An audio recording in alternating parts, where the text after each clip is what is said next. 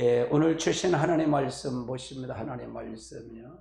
하나님 말씀은 마태복음 15장 7절서부터 9절까지 같이 보십니다.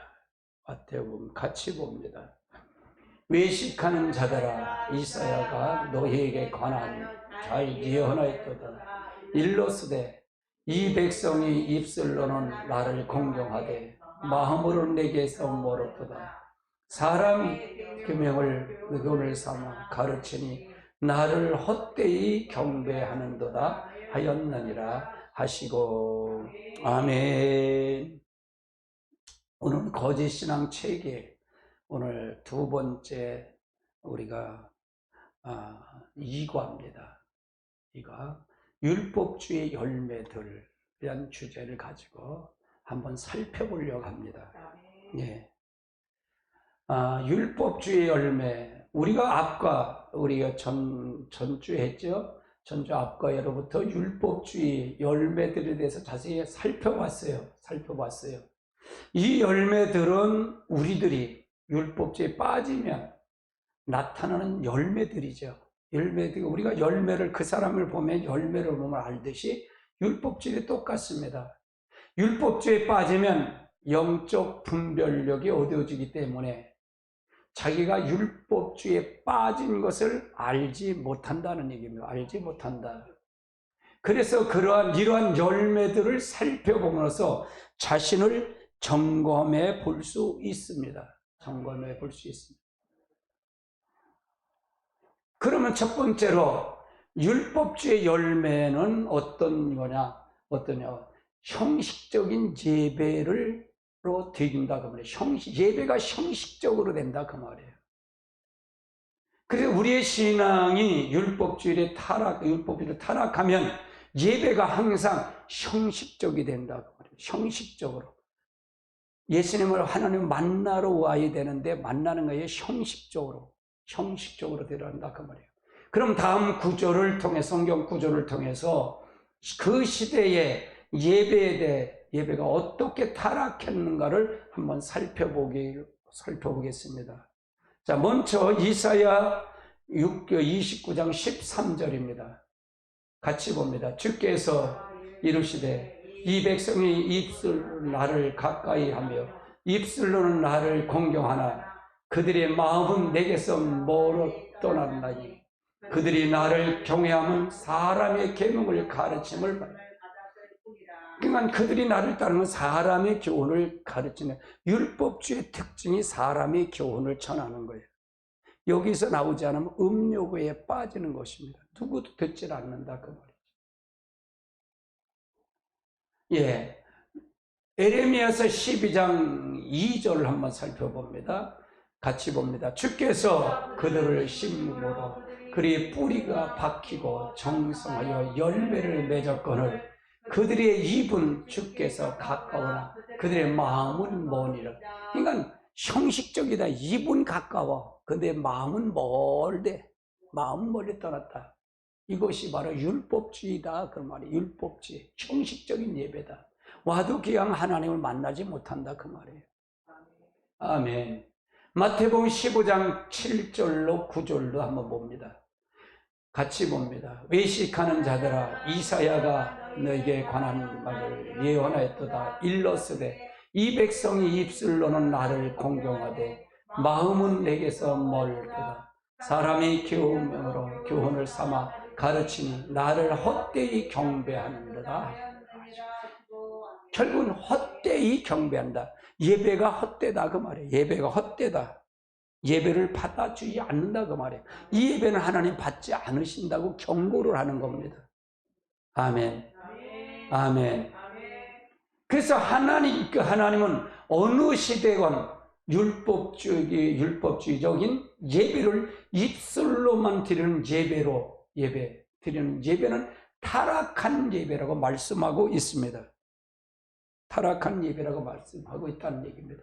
그러면 당신은 여기서 말하는 입술로만 드리는 형식적인 예배가 어떠한 예배라고 생각하십니까? 당신은 어떻게 생각하냐 이게요.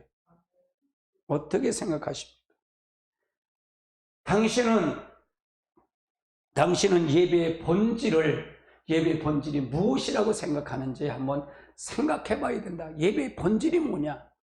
왜 그들이 잘 믿었는데 왜 그렇게 하느냐 그 말이에요. 그럼 당신은 율법주의 신앙에는 왜 예배가 타락할 수밖에 없다고 생각하십니까? 생각하십니까? 이걸 해답이 와야 뭐가 문제가 해답이 되지요. 입술로만 드리는 형식적인 예배는 우리가 앞으로 살펴본 것처럼 반드시 정성이 부족한 예배는 아니라는 얘기예요. 예배를 말하는 건 아니다 그 말이에요. 정성이 부족한 예배는 아니다 그 말이에요. 위에 나오는 이사야 시대, 에레미야 시대, 예수님 시대 모두가 이스라엘 백성들은 예배 가운데 참으로 많은 희생과 정성이 있었다는 얘기입니다. 그러나 형식적인 예배는 본질이 없는 예배다. 본질 없는 예배를 말한다 그 말이에요. 예배는 의식의 하나로서 신앙의 본질인 하나님을 알고 사랑하는 것을 담는 그릇이다 그 말이에요. 예배는 이걸 담는 그릇이다. 의식은 그걸 담는 그릇일 뿐인데 그건데 본질이 떠났다 그 말이에요. 하나님을 사랑하는 것, 하나님을 알고 하나님의 사랑하는 것이 없이 의식만 했다. 하나님 친밀한 교제가 없다 그 말이에요. 실제 만남이 없었다 그 말이에요. 인격적인 만남이 없다 그 말이죠. 또한 그 본질을 추구하는 수단이라는 얘기죠. 의식은 그거를 가리는 수단, 본질을 추구하는 수단일 뿐이지 그게 본질은 아니다 그 말이에요. 그런데 율법주의 예배는 본질이 전혀 없이 외부적인 모양만 가득하다는 얘기예요. 예부적인 모양만 가득하다는 얘기입니다. 그래서 이건 타락한 예배다 그 말입니다. 우리는 예배로 나올 때 하나님을 추구하여 나와야 한다. 우리가 하나님 예배 드릴 때 하나님 만나러 나와야 된다 그 말이에요. 그걸 추구하고 나와야 된다 그 말이죠. 하나님을 더욱 알기를 목말라 하고 하나님을 더욱 사랑하기를 추구하고 하나님의 의중과 의도를 깨달아 그곳에 같이 있기를 원하는 열망이 있어야 한다 그 말이에요. 오늘 기대 속에 나와야 된다 그 말이에요. 하나님께서 행하신 그 아름다운 일들을 인하여 하나님께 진심으로 찬사를 드리고 하나님의 그분의 자신을 기뻐하기 위해서 나와야 한다는 얘기입니다. 이사야서 24장 6절을 한번 살펴보자. 이는 여호와를 찾는 족속이요 야곱의 하나님의 얼굴을 구하는 자로다. 그래서 하나님의 족속을 찾는 야곱의 하나님의 얼굴을 구하는 삶. 예배는 하나님의 얼굴을 구하러 오는 거예요. 영광을 만나러 온다 그 말이에요. 그 빛을 만나러 와야 된다 그 말이에요. 그런데 이 형식적인 예배는 이것이 없다는 얘기입니다. 아멘. 율법적인 신앙에는 예배의 순서의 절차에 잘 맞추는 데 초점이 되어 있다는 얘기입니다. 예배를 통해서 마음을 다하고 하나님을 구하는 것에는 관심이 없다는 얘기입니다. 다시 말해서는 본질을 추구하는 데 관심이 없습니다. 그저 순서와 절차가 맞추면 예배를 잘 드렸다고 생각하는 것입니다. 때로는 그 순서의 절차를 진행하는 데 있어 큰 정성을 강조하고 있다는 얘기입니다.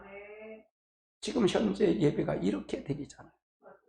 그러나 그것은 마당만 밟고 돌아가는 예배요 입술로만 드리는 예배에 불과하다는 얘기입니다.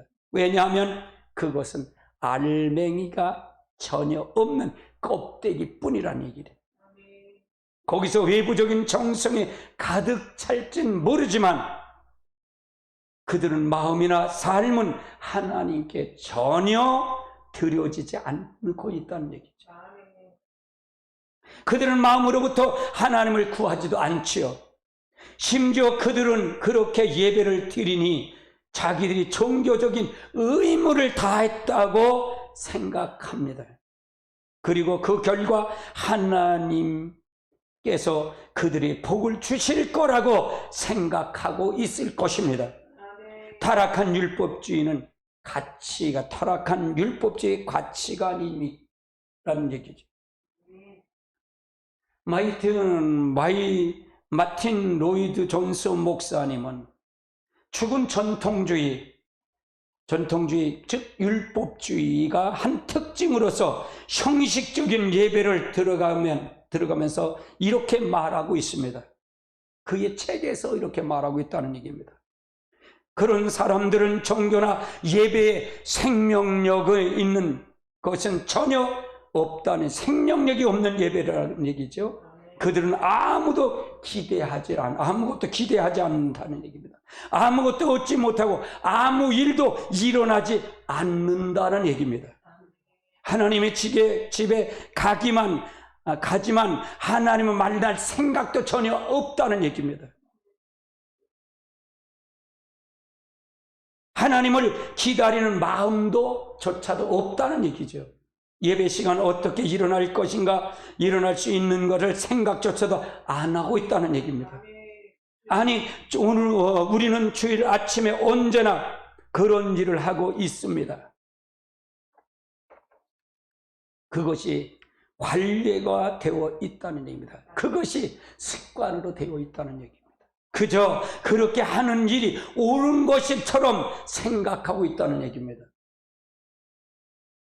하나님께서 갑자기 자기 백성을 찾으셔서 그들에게 임하시고 하나님의 성전에서 사람의 존재를 전체를 사로잡아 당하고 하나님이 일어날 수 있는 것을 전혀 그런 마음을 생각조차도 갖고 있지 않다는 얘기입니다. 우리는 어떤 순간에 하나님께서 여러분을 사로잡을 수가 있습니다.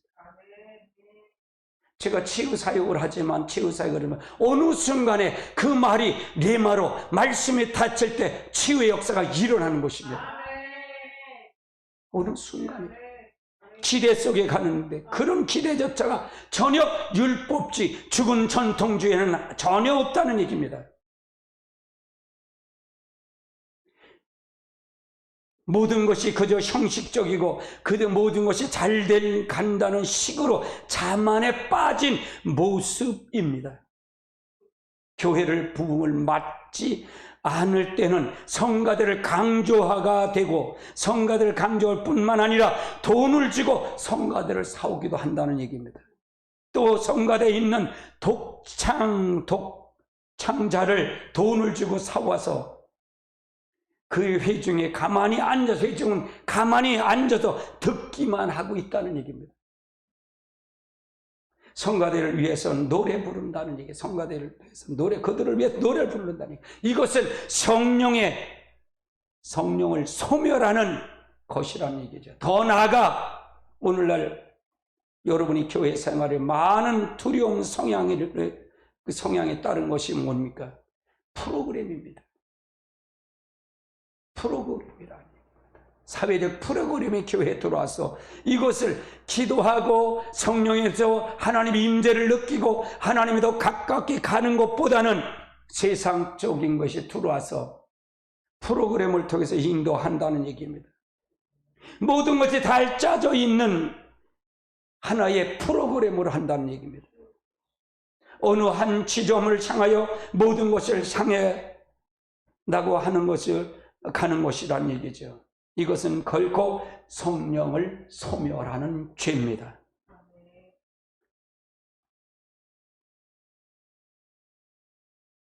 우리가 복음적인 교회도 마찬가지입니다. 복음적인 교회마저도 강사가 오면 목사님에게 순서질 종이를 적어줘서 반복해서 이거를 얘기해달라고 조건을 겁니다.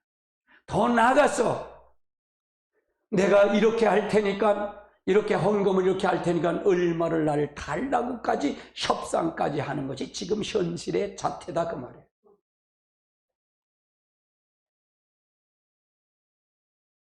그리고 문자를 통해 문자 앞에서 순서지를 놓고 향해 그대로 종용한다는 얘기입니다. 11시에 예배를 시작해서 성경 공부를 하고 또 다른 순서에 적은 대로 진행하고 12시에 마친다는 얘기입니다. 그 다음엔 축도를 이어지고, 제가 볼 때 이것은 심각한 일이라는 얘기입니다. 우리가 프로그램 너무 매여 있어서 성령의 역사할 수 있는 틈이, 여지가 없다는 얘기입니다. 이것이 바로 형식적인 예배라는 얘기입니다. 이거는 로이드 존스 목사님 부흥이라는 책자 103쪽에 있는 얘기입니다. 두 번째는 뭘까요? 외식입니다. 외식입니다. 율법주의는 능력이 없는 종교입니다. 힘이 없고 능력이 없습니다. 율법주의는 전형적인 특징은 그것이 능력이 없는 종교인 것입니다. 경건의 모양은 있으나 경건의 능력이 거기는 없습니다. 그야말로 하나님의 임재가 없이 그저 형식과 절차가 가득한 종교라는 얘기입니다. 거룩함이나 경건은 하나님의 생명입니다. 거룩함이나 경건은 하나님의 생명입니다. 경건은 능력은 전통적인 내려오는 종교적 의식을 잘 행한다고 주어지지는 않습니다. 심지어 하나님의 계명을 잘 지키는 것을라도 거기에 주어지는 건 아닙니다. 말씀을 잘 지킨다고 주어지는 건 아니란 얘기입니다. 거룩함이나 경건한 것은 삶은 오직 예수님께서 우리의 삶 속에 거하시며 다스릴 때만이 가능한 것입니다. 성령님이 우리 안에 들어와서 우리를 통해서 인도할 때만이 거룩함과 경건의 삶이 가능하다는 얘기입니다. 왜 그럴까요? 그 모든 것은 하나님의 생명이기 때문이라는 얘기입니다. 그러므로 주님의 교제는 소홀히 하고 규칙과 규례를 대한 외부적인 복종만 강조하는 율법주의 신앙은 절대로 경건의 능력이 있을 수가 없습니다. 성경에는 말세에 가까울수록 어떤 신앙의 형태로 팽배할 것이라고 경고하고 있습니다. 한번 디모데후서 3장 1절로 5절을 한번 살펴보죠. 같이 봅니다.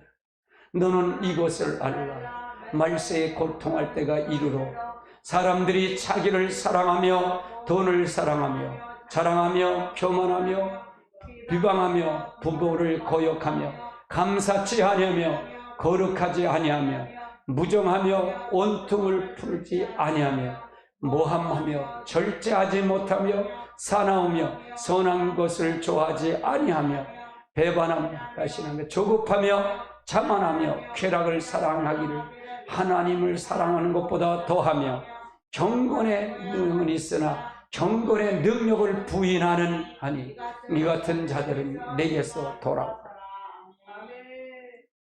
아멘. 하나님은 분명히 말씀합니다. 우리에게서 그러한 신앙관에서 어떤 신앙과 어떠한 것이라도 강하게 명령하고 계십니다. 돌아서라고요. 돌아서라고. 그런데 우리 하나님께서는 경고하신 삶과 오늘 우리의 삶을 비교하면 어떻습니까? 여러분 비교해 봐야 됩니다. 성경은 말세의 지말에 이런 경건의 모양은 있으나 그 능력이 없는 율법주의 신앙이 가득할 것이라고 예언하고 있는 것입니다. 그리고 그러한 신앙관으로부터 철저하게 단절하라고 명령하고 있습니다. 그런데 참으로 두려운 사실은 여기 나와 있는 특징 중에 오늘날 하나님 백성인 우리들에게 나타나지 않는 것이 하나도 없을 만큼 오늘날 우리를 상대가 여기에 경고하고 있는 상태가 너무 비슷하다는 사실입니다. 너무 비슷하다는 사실이에요. 그 결과는 어떻게 합니까? 나타나는 것이 바로 외식입니다. 그 결과 나타나는 게 외식이다 그 말이에요. 율법주의 신앙은 모양과 절차를 중요시 하기 때문에 매우 경건하고 모양이 올바로 갖추어집니다. 반면에 죄를 이기는 능력은 전혀 없습니다. 죄를 이기는 능력은 전혀 없다는 얘기입니다. 왜? 거기는 힘이 없기 때문에.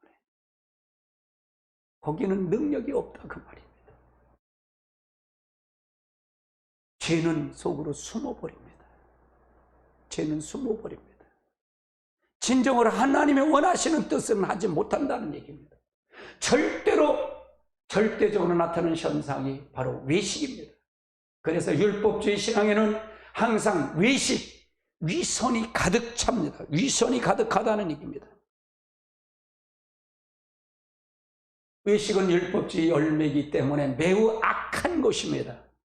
그래서 성경은 그것을 매우 강력하게 꾸짖고 있습니다.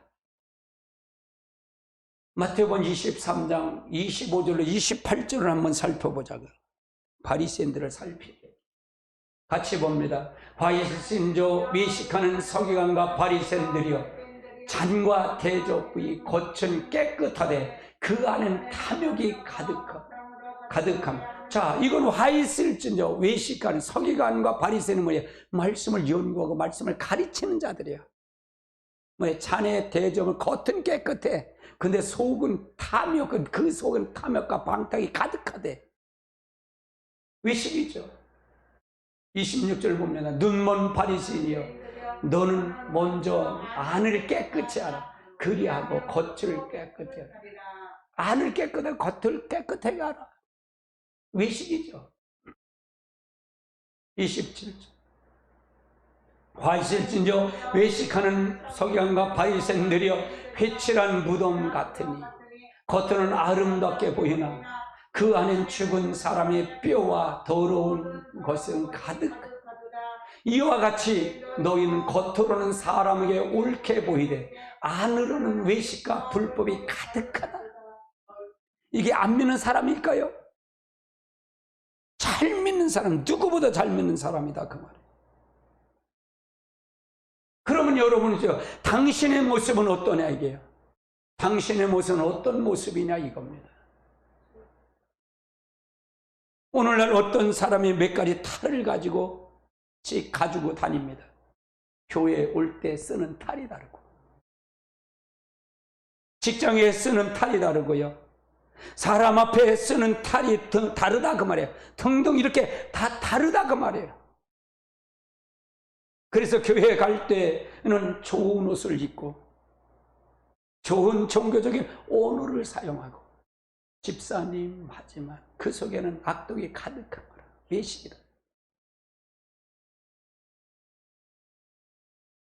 사람들 보기에는 그럴듯한 종교의 모양은 갖춰줍니다. 그러나 그 속에는 온갖 세상의 욕심과 정욕과 시기와 질투와 간음과 싸움과 교만함과 명예욕과 미움이 가득한다는 얘기입니다. 오늘날 하나님의 백성과 교회 안에서 있는 죄가 다 여기에 있다는 얘기입니다. 너무나 가슴 아픈 일이죠. 이것은 오늘날 많은 성들이 가지고 있는 율법주의 신앙의 결과요, 열매들이라는 얘기입니다. 율법주의는 절대로 죄를 죄로 다루지를 않는다는 사실이에요. 이걸 죄로 다루지 않는다는 얘기입니다. 그래서 회개할 기회를 잊어버린다고. 여기에 빠지면 음녀, 하나님이 이게 아니라 사단이 죄를 다루지 않는다면 마귀가 그 속에서 역사한다 그 말이에요. 음녀교입니다. 거기도 하나님을 찾고요, 말씀 성경 공부하고요, 예수도 찾고요, 거기도 다른 여러 가지를 다 한다 그 말이에요. 그러나 거기는 하나님이 없다는 얘기입니다. 하나님이 없다. 세 번째는 하나님 앞에서 중요한 자세는 정직함입니다. 정직합니다. 정직합니다. 그 말이에요. 반면에 하나님과 동행하는 삶을 위해서는 우리가 가지고 할 중요한 자세는 정직입니다. 정직. 성경에 보면 신앙의 본질과 진실은 항상 같습니다. 같이 간다 그 말이에요. 신앙의 본질 따로 진실 따로가 아니라 진실이 있으면 신앙의 본질이 있고 본질을 따라가면 진실이 한다 그 말이에요. 또한 우리를 인도하는 성령님은 진리의 영입니다. 진리의 영이다 그 말입니다. 아멘. 호세아서 4장 1절을 한번 살펴보자고요. 같이 봅니다. 이스라엘 자손들아 여호와의 말씀을 들으라. 여호와께서 이 땅의 주민들과 논쟁하니 이 땅에는 진실도 없고 인의도 없고 하나님을 아는 지식도 없다. 이게 이스라엘 백성들에게 지금 얘기하는 거예요. 호세아 시대는 어떤 시대입니까? 바로 이사야 시대 같은 동시대입니다. 그때 이 사람들이 예배를 잘못 드렸다고요? 예배 철두철미하게 잘 드렸습니다. 그런데 하나님이 없다는 얘기입니다. 정직이 없다는 얘기입니다. 요한복음 16장 13절도 한번 살펴보자고요. 읽습니다. 그러나 진리의 성령이 오시면 그가 너희는 모든 진리 가운데로 인도하시니 그가 스스로 말하지 않고 또 오직 그런 것을 말하여 장래일을 너희에게 성령이 오시면 진리의 영입니다. 진리가 오면 진실하게 되죠.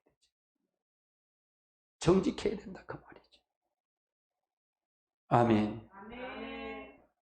하나님과 동행하는 삶을 위해서는 필수적인 정직함은 우리에게 크게 두 가지로 나눌 수 있습니다. 첫 번째는 하나님의 진리를 정직하게 동의하는 것입니다.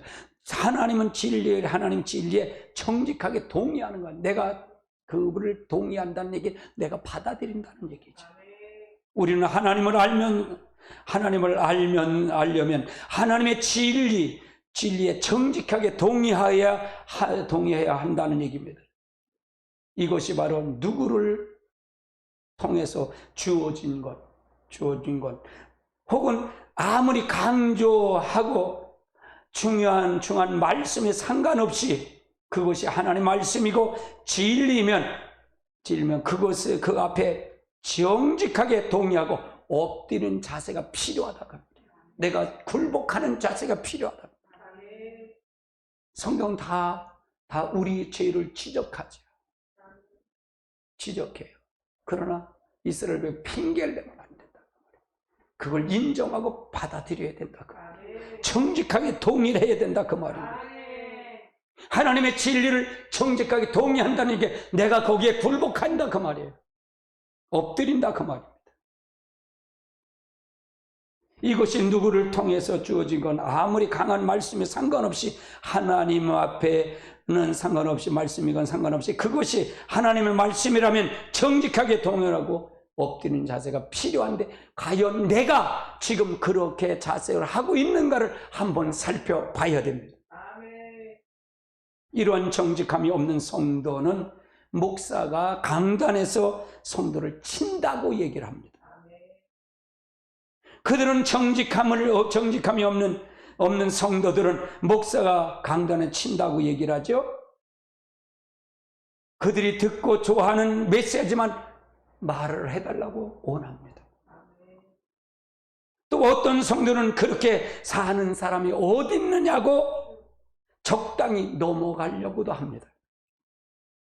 또 다른 성도는 그렇게 하면 교회가 어떻게 운영이 됩니까? 라고 타협해버리고 맙니다. 이런 처세는 절대로 하나님을 알 수 없습니다. 절대로 하나님을 알 수 없습니다. 하나님과 동행하는 삶을 살 수는 전혀 없다는 사실이에요. 전혀 없다. 하나님과 동행하는 삶을 전혀 살 수 없다는 얘기예요. 두 번째는 말과 행동에서 진실함이 있어야 된다 그 말이에요. 말과 행동에서도 진실함이 있어요. 하나님은 성령은 진리의 영이십니다. 반면에 사단의 영은 거짓의 압이라는 얘기입니다. 거짓의 압이다 그 말. 요한복음 16장 13절을 한번 살펴보자고요. 같이 봅니다. 그러나 진리의 성령이 오시면 그가 너희를 모든 진리 가운데로 인도하리. 그가 스스로 말하지 않고 오직 들은 것을 말하며 장래의 일을 너희에게 알리리라.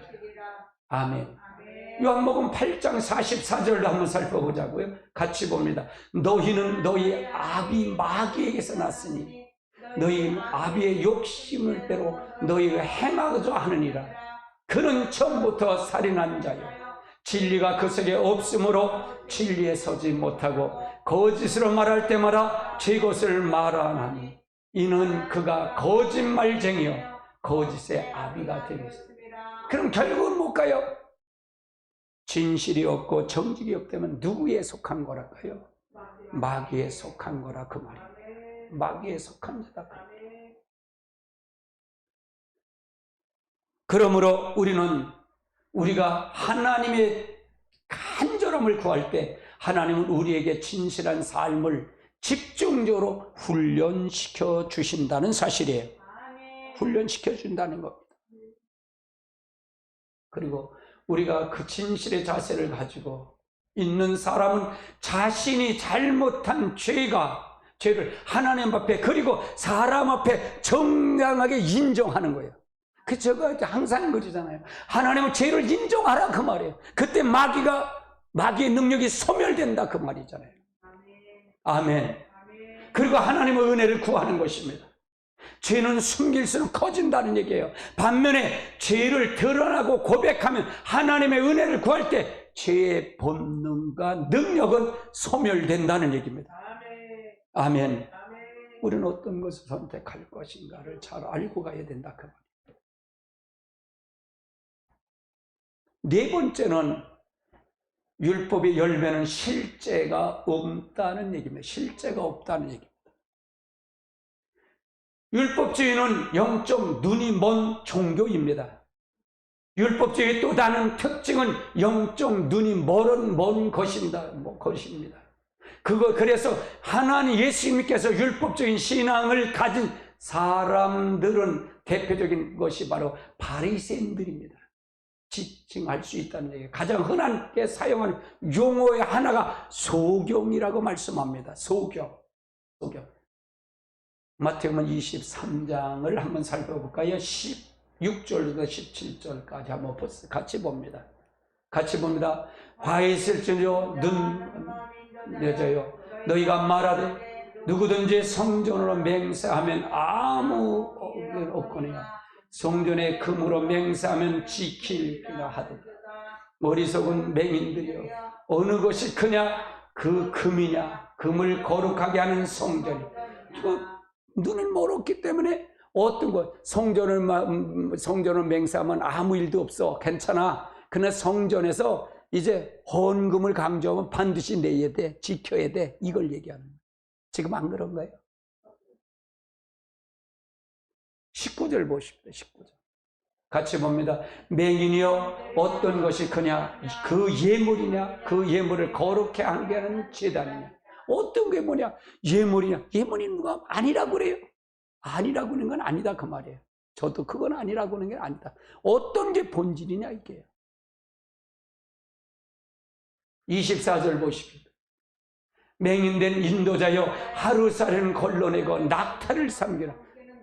네가 하루라는 걸러 그거 잘못 걸러 근데 네 낙타는 걸러 생긴다 그 말이에요. 이게 율법주의 열매 실체가 없어. 가짜가 판친다. 맹인이다. 눈이 멀었기 때문에 못 본다 그 말이에요. 그러면 여기 빠진 거는 다 음료교회다 그 말. 음료교회. 근데 이거를 알지를 못한다는 거야. 율법주의에 빠지면 이게 옳은 건지도 알지 못한다는 사실이에요. 내가 어떻게 가는 걸 알지도 못한다는 거예요. 그게 문제다 그 말이에요. 26절 한번 보십시다. 눈먼 바리새인들이여 너는 먼저 안을 깨끗이 하라. 그리하면 겉도 깨끗. 네가 안을 깨끗하는 에겐 네 속을 깨끗하다. 속사람 깨끗하라. 네 생각을 깨끗하다. 네 마음을 깨끗해라. 그리고 나서 겉을 깨끗해. 네 외식을 하라. 그러니까 겉과 안이 다르다 그 말이에요. 실체가 없다고 말이에요. 하나님이 있다, 하나님 없다 그 말이에요.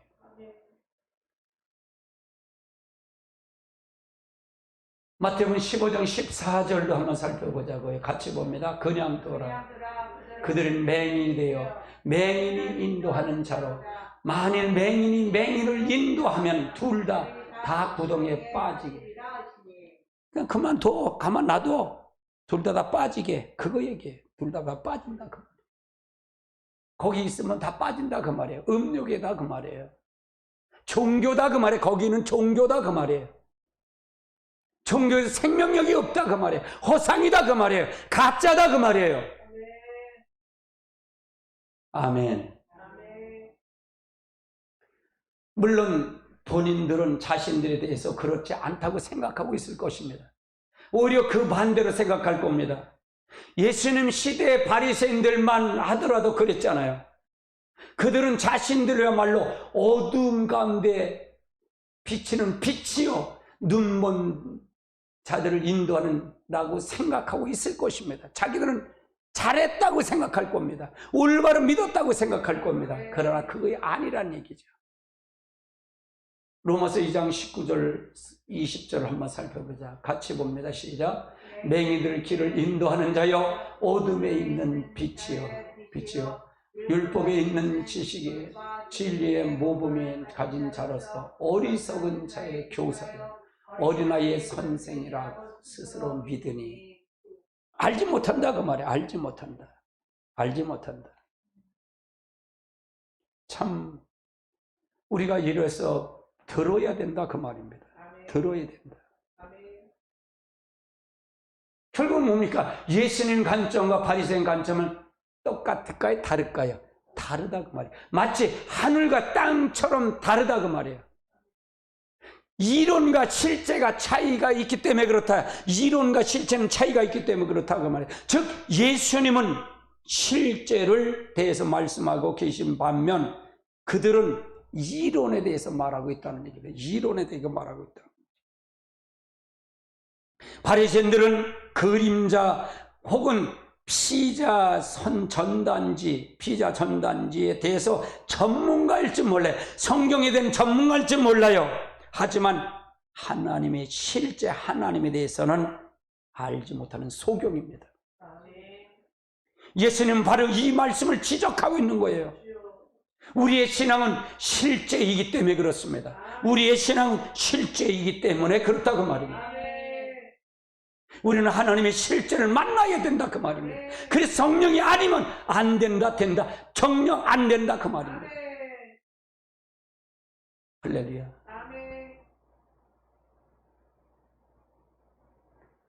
하나님은 실제 성령의 조명을 받아야 됩니다. 조명으로 우리가 알려진다 그 말입니다. 그리고 하나님은 겸손한 자를 은혜를 주시려고 부르신다 그 말입니다. 그런데 율법주의 신앙을 가진 자들은 종교적인 행위를 의존하기 때문에 교만하다는 얘기입니다. 대부분 보세요. 얼마나 교만한가요? 다 안다고 그러죠.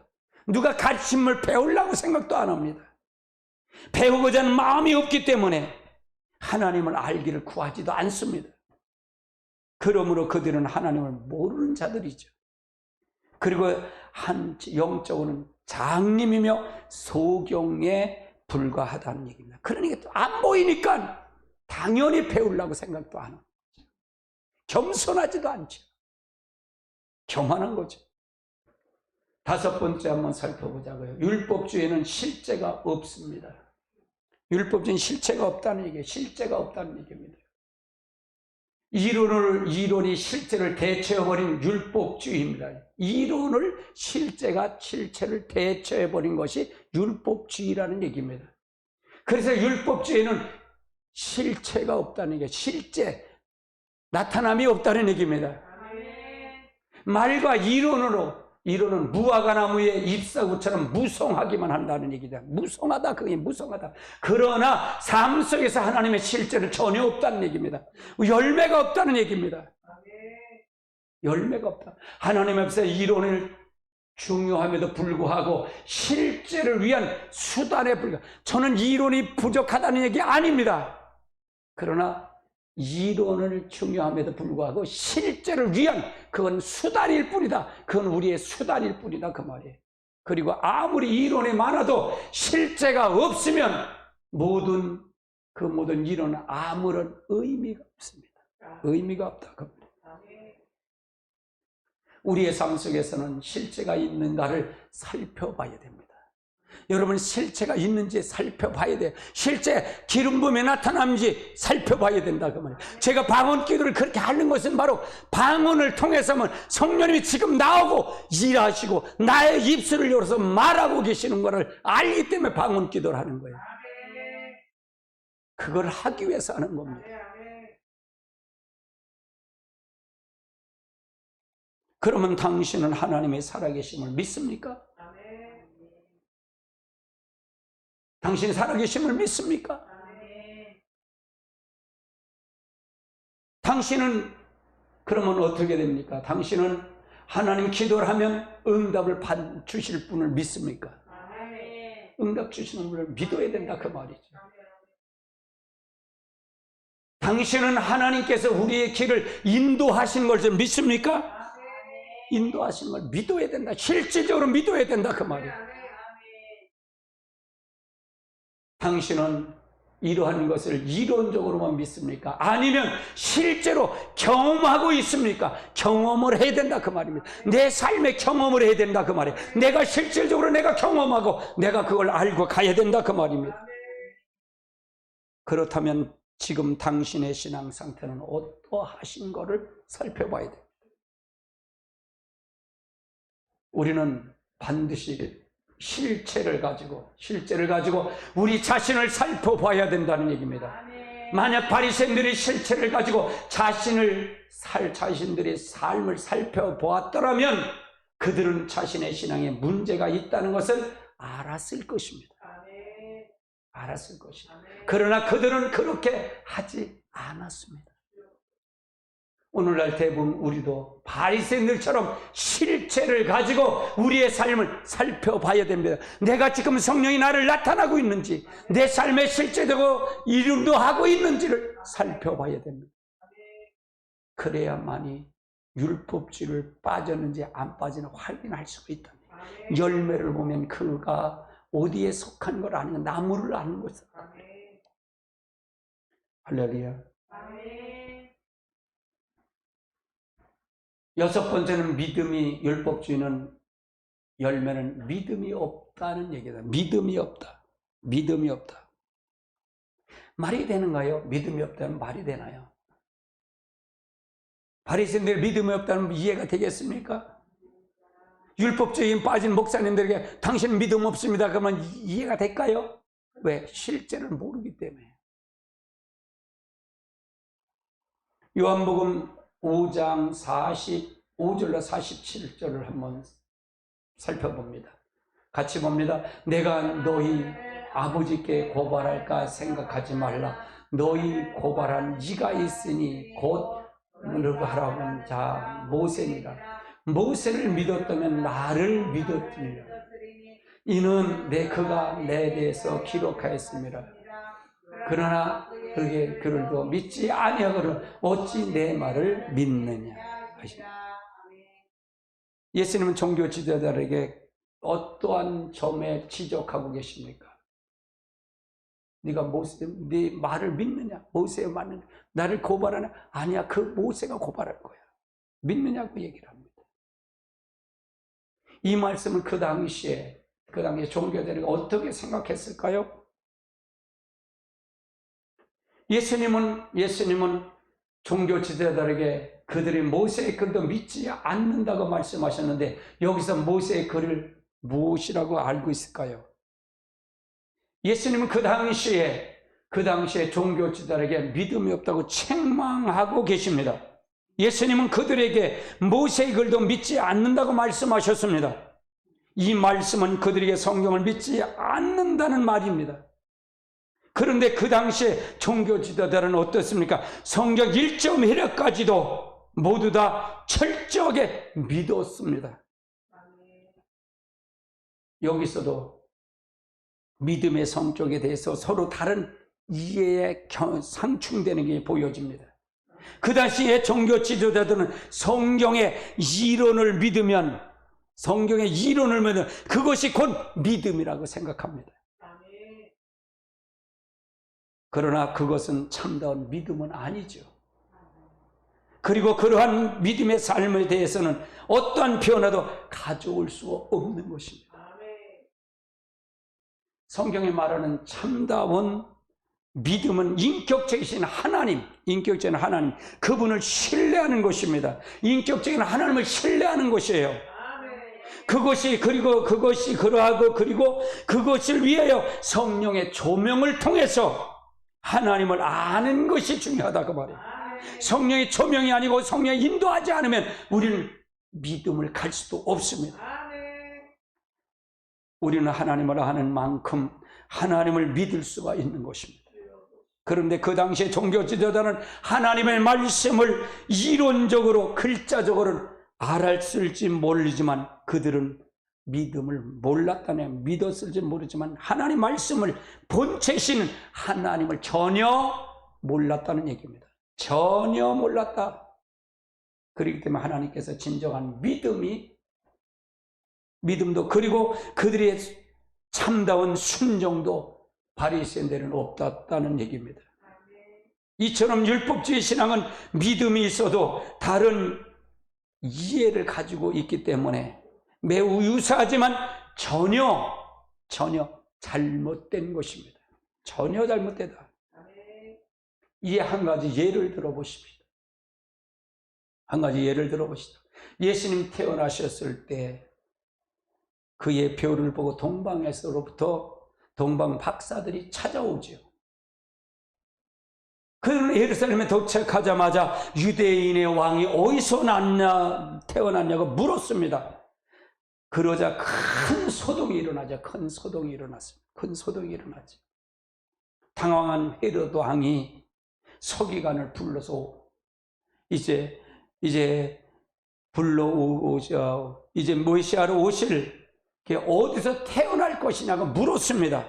서기관은 이에 대해서 베들레헴이라고 대답을 했습니다. 미가서에 나오는 것에 이에 단원 예언을 단숨에 외워버렸다는 얘기입니다. 단숨에 외워버렸어요. 단숨에. 마태복음 2장 5절 6절을 한번 살펴볼까요? 같이 봅니다. 이르되 유대인 베들레헴에 오니 이는 선지자야 이렇게 기록된 바 유대 땅 베들레헴아 너는 유대 고을 중에 가장 작지 아니하여 내게서 한 다스릴 자가 내게서 나와 내 백성을 이스라엘 목자가 되리라 하였습니다. 아멘. 그 정도는 기초죠. 그들에게는 기초였다 그 말이에요. 그들은 성경을 찾아볼 필요도 없다는 얘기예요.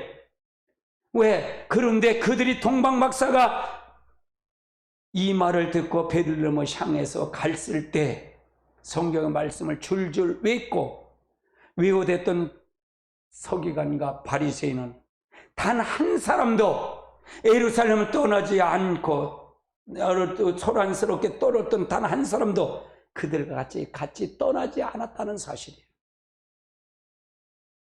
이것은 무엇을 의미합니까? 이것은 그들의 소망이 율법이요 모세요 하나님의 약속이라고 말했던 것을 모르지만 그것이 그리고 그 약속을 목숨을 걸고 믿었을지는 모르지만 실제는 그 말씀을 믿지 않았다는 의미입니다. 왜냐하면 그들에게 진실하게 하나님의 약속을 믿었더라면 아마도 그들은 동방박사가 갈 때 따라가지 않았으면 앞질러서라도 베들레헴으로 달려갔을 거기 때문입니다. 오늘날은 마찬가지. 오늘날은 어떻습니까? 여러분이 하나님을 계시는 것을 믿습니까? 이 세상에 유한한 것을 믿습니까? 이 세상의 끝이 아닌 걸 믿습니까? 우리가 이 세상을 떠나면 하나님의 앞에 설 것을 믿습니까? 그리고 그곳에서 우리의 삶의 모든 것을 다 계산을 할 것을 받을 걸 믿습니까? 심판이 있는 걸 믿습니까? 만약 우리가 이 사실을 진실로 믿었다면 다시 말해서 그러한 하나님의 진리를 실제적으로 혹은 실제로 깨닫고 그것을 진정으로 믿었다면 우리 중에 많은 사람들은 절대적으로 지금처럼 지금처럼 살지는 않을 것입니다. 이처럼 율법주의 신앙은 믿음의 이론적인 사실을 믿는 것으로 전락시키기 때문에 거기는 참다운 믿음은 없는 것입니다. 따라서 참다운 순종도 변화도 거기는 찾아볼 수가 없는 것입니다. 아주 중요한 거죠. 아주 중요한 겁니다. 그래서 우리가 성령의 나타남이 굉장히 중요합니다. 성령의 나타남이 얼마나 중요한지 몰라요. 우리가 두 번에 이제 해갖고 율법주의 열매를 여러분이 살폈습니다. 율법주의 열매들을 살폈어요. 그래서 내가 율법주의 열매가 어떤 삶을 살 것인가를 우리가 살펴봤어요. 그럼 이거의 요점이 뭡니까? 율법주의의 추가적인 열매들은 다음과 같다는 얘기입니다. 형식적인 예배입니다. 교회 나오되 형식적으로. 이 사람들은 마당만 밟는 자들입니다. 마당만. 지금 이런 거 없을까요? 이론이 실제를 대체하잖아요. 그러면 변화가 있을까요? 교회가요? 한국교회 성령의 역사가 있을까요? 전혀 없죠. 전혀 성령의 역사가 없어요. 하나님 실제 능력을 나타날 수도 없어요. 그들이 성경을 모를까요? 성경을 누구보다 잘 알 수 있죠. 형식적인 예배에 빠져버렸어요. 두 번째는 뭐냐? 열매가 뭡니까? 외식입니다. 율법적인 능력이 없는 종교라는 얘기입니다. 외식에 능력이 없어요. 경건의 모양에서 경건의 능력을 부인하는 자들이다. 그래서 율법주의는 사단의 뿌리예요. 음욕교회입니다. 여기서 회개해야 됩니다. 마지막 때 종말 사역은 이걸 회개시키는 것입니다. 이걸 회개시켜서 다시 하나님의 형상으로 회복해 가는 겁니다. 그걸 말해야 됩니다. 세 번째는 신앙의 실제가 없습니다. 실체가 없습니다. 살아계심을 없다는 얘기입니다. 율법주의는 영적인 눈먼 종교입니다. 눈을 멀었기 때문에 하나님을 보이질 않는다 그 말이에요. 그래서 우리가 잘 알고 가십시오. 잘 알고 가십시오.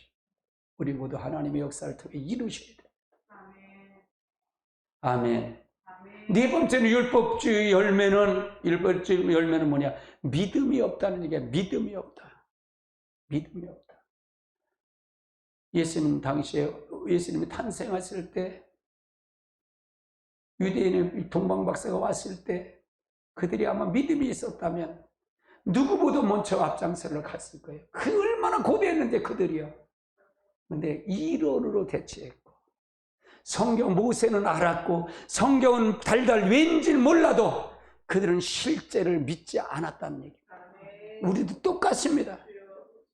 우리는 반드시 이 땅에서 하나님 앞에 끝이 아니라 반드시 심판이 있다는 얘기입니다. 반드시 천국이 있다는 얘기예요. 지옥도 있다는 얘기입니다. 그걸 실제 믿었다면 우리의 신앙은 변할 것입니다. 그래서 우리가 율법주의 거짓인데 율법주의 열매들을 강력하게, 이건 사단의 뿌리입니다. 사단이 강력하게 계계로 하는 것입니다. 이거는요, 오래 믿는 사람이 잘 빠집니다. 목사들이 잘 빠집니다. 신학자들이 잘 빠집니다.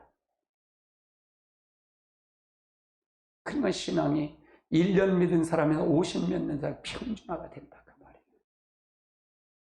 교회에 와서 몇 가지 규칙 잘 지키고 몇 가지 봉사 잘하면 신앙을 잘 지킨다고 생각하는 거예요. 구역예배 잘 드리고 성경 1독씩 뭐 이렇게 보고 그러면 잘 지킨다고 생각하는 겁니다. 그건 전혀 관계없습니다. 오늘 이 시간에 믿더라도 살아계신 하나님을 실제 내 육체에 체험하고 간다면 그 사람이 온전한 사람입니다. 누구도 배우려고 하는, 이건 자기가 영적 눈이 다 멀었기 때문에 알지 못한다는 얘기입니다. 이걸 깨워야 됩니다. 이걸 깨워야 됩니다. 할렐루야.